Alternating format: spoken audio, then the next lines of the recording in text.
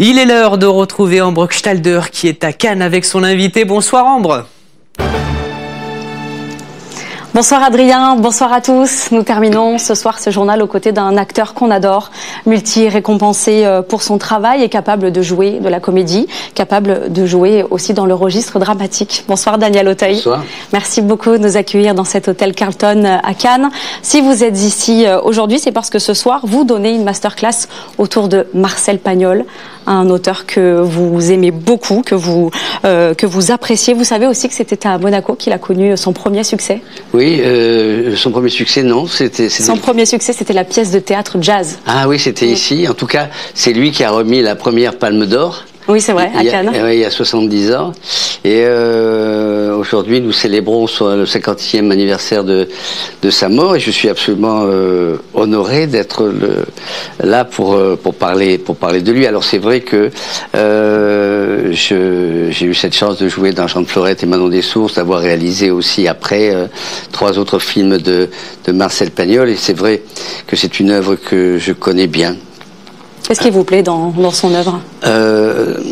Tout d'abord, si vous voulez, dans un premier temps, je le découvre parce que je suis méridional et donc dans un premier temps, je m'aperçois qu'il s'est nourri de ce que la Provence et les gens de la Provence lui ont donné, que nous, ma génération, nous nous sommes nourris de ce qu'il a donné dans ses films. Ces personnages sont d'une grande humanité, très proche des gens. C'est à la fois des tragédies, des comédies, c'est l'histoire de l'humanité beaucoup, c'est un grand auteur. Il y a aussi quelque part une certaine nostalgie de l'époque. Vous l'êtes aussi ?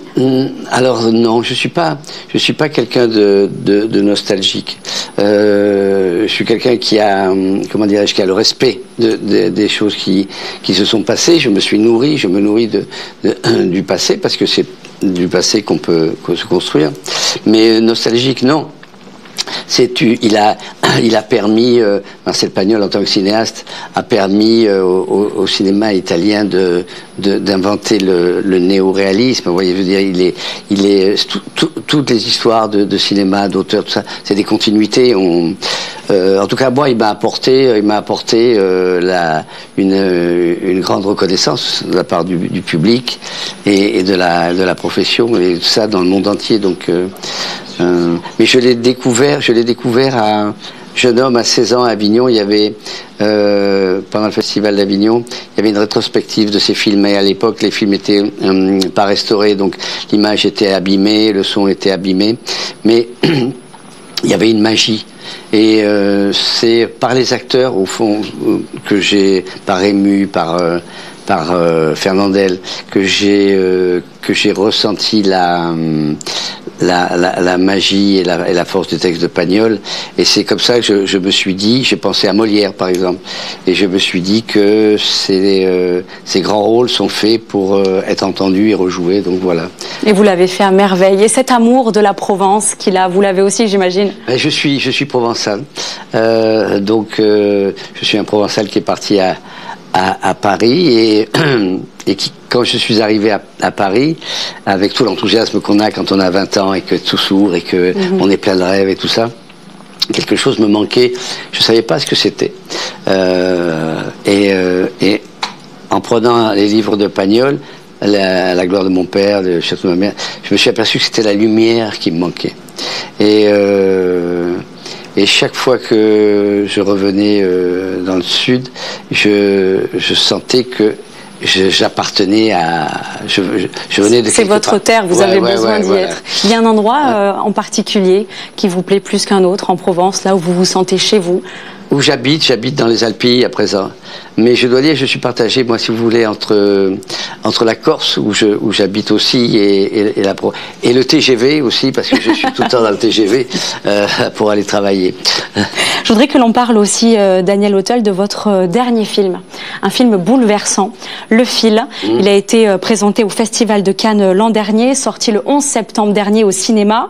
Vous l'avez réalisé, co-scénarisé, vous jouez le rôle titre aussi, celui d'un avocat dont le client est accusé d'avoir tué sa femme Vous êtes convaincu de son innocence, vous recherchez la vérité, c'est une histoire vraie. C'est vrai que vous avez assisté à des... Oui, j'ai assisté à des procès, à un procès pour être au plus près de l'essence même de ce qu'est le métier d'avocat, de ce qu'est la justice. Et ça m'a bouleversé. Qu'est-ce qui vous a bouleversé ? C'est ce moment d'humanité où tout se dit, où tout s'échange et où chacun défend sa peau, l'accusé et la victime, et où la vérité doit éclater, et c'est un lieu de souffrance. Et en même temps de lumière, et donc je me disais qu'il fallait que je sois à la hauteur de cette vérité-là, de cette crédibilité-là, quoi, voilà. On sent que c'est un rôle qui vous a marqué, un film qui vous a marqué. J'ai passé 2 ans dessus, quoi, donc oui, ça m'a marqué, bien sûr, ça m'a marqué. Encore une fois, il m'est souvent arrivé de jouer des rôles de gens qui ont existé. Donc il y a toujours ce comment dirais-je, ce sentiment d'être à la hauteur de ce que les gens ont vécu et ressenti, à la hauteur de leur douleur. Cet avocat que je joue, c'était un jeune avocat au départ, et il est mort relativement jeune, et j'avais pour sa femme et ses enfants la responsabilité d'être à la hauteur de l'engagement qu'avait cet avocat. Avec tout ce que vous nous dites, on est tout de même étonné que ce film ne soit pas sélectionné au César. On a eu la liste des nominations. Il était à Cannes. Donc ça marche pas? De quoi? On peut pas avoir les deux? Si, mais c'était bien à Cannes. C'est tout aussi bien. Oui, écoutez, la prochaine fois. On espère. Oui, il n'y a pas de souci. Le cinéma français a réalisé beaucoup de records l'an dernier, beaucoup d'entrées. On sent qu'il y a un véritable regain. Est-ce que selon vous, avec la nouvelle génération d'acteurs qui arrive, la nouvelle génération de réalisateurs aussi, les belles années du cinéma français vont encore arriver? Le cinéma est relancé? Il n'y a pas eu réellement de baisse. Il y a eu la période Covid, mais le cinéma s'est toujours relativement bien porté. Et c'est vrai que le cinéma français se porte plutôt bien, mais on fait beaucoup de films. Et ma foi, comment dire, souvent ce sont des triomphes qui cachent des arbres, qui cachent la forêt. Je veux dire, mais ces films-là entraînent les autres et entraînent le désir aux producteurs et aux distributeurs et aux gens qui s'engagent dans le cinéma de produire.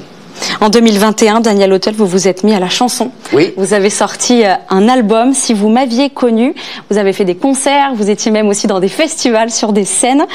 Vous avez toujours voulu passer par là ? Toujours.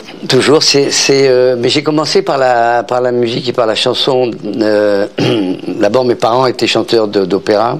J'ai vu une anecdote. Lorsque vous aviez 4 ans, vous jouiez le fils de Madame Butterfly. Oui, c'est ça. J'étais sur scène très tôt, et c'est quelque chose qui m'a impressionné.